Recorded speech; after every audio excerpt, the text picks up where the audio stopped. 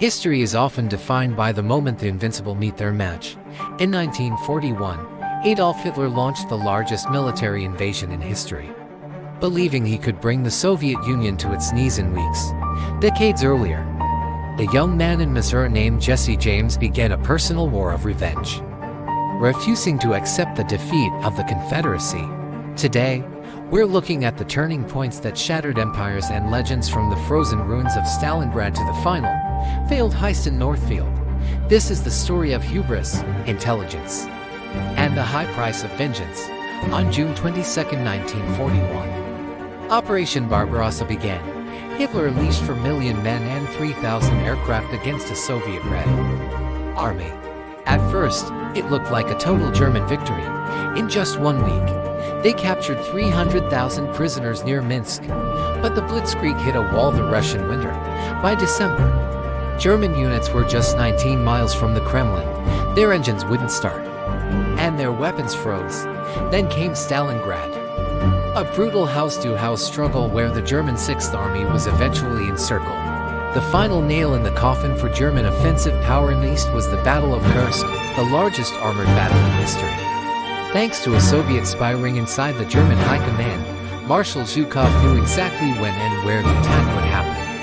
The tide had turned. While Hitler struggled in the snow, Japan was executing its own Oriental blitzkrieg, seizing Malaya, Singapore, and the Philippines. They thought the U.S. was a nation of pleasure lovers with no stomach for war. They were wrong. The turning point came at Midway. American codebreakers intercepted a Japanese signal. To confirm it, the U.S. sent a fake message about a broken water system. When Japan reported the same issue, the trap was set. In just 5 minutes, U.S. dive bombers destroyed 3 of Japan's largest carriers. Long before WWII, another conflict shaped Jesse James. He grew up in a Missouri torn apart by bushwhacker guerrillas. After Union soldiers tortured his stepfather, Jesse embarked on perpetual revenge. He participated in the Centralia Massacre with WWII.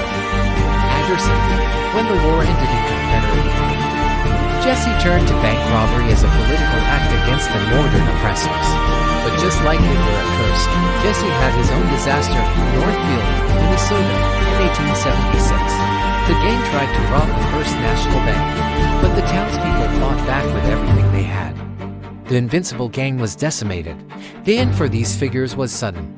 Benito Mussolini, who dreamt of a new Roman Empire, was eventually captured in Italy. For Jesse James, the end came in 1882, while he was unarmed and dusting a painting in his home. His friend Robert Ford shot him in the back of the head for a $5,000 bounty. From the global scale of World War II to the personal vendetta of an outlaw, history shows us that hubris often leads to a sudden, violent end. If you enjoyed this, hit that subscribe button and let us know. Was Hitler's failure at Moscow or Jesse James' failure at Northfield a bigger strategic blunder?